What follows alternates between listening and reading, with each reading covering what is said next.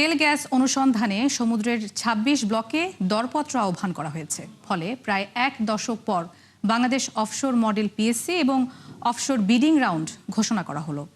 সচিবালয়ে সংবাদ সম্মেলনে জানানো হয় ১৫টি গভীর ও ১১টি অগভীর ব্লকে এই দরপত্র আহ্বান করা হয়েছে। আন্তর্জাতিক কোম্পানিগুলোকে আকৃষ্ট করতে নতুন পিএসসিতে বেশ কিছু পরিবর্তন আনার কথাও বলা হয়েছে। অর্থাৎ গ্যাসের দাম ঠিক হবে আন্তর্জাতিক ব্রেন্ট ক্রুডের সঙ্গে মিল রেখে। জ্বালানি মন্ত্রী জানান, ইতোমধ্যে অনেক বিদেশি কোম্পানি আগ্রহ দেখিয়েছে। জানান, দেশের সার্বভৌমত্ব অক্ষুণ্ণ রেখেই সমুদ্রে তেল গ্যাস অনুসন্ধান কার্যক্রম চালানো হবে। আগামী ৩০ নভেম্বর পর্যন্ত দরপত্র জমা দেওয়া যাবে।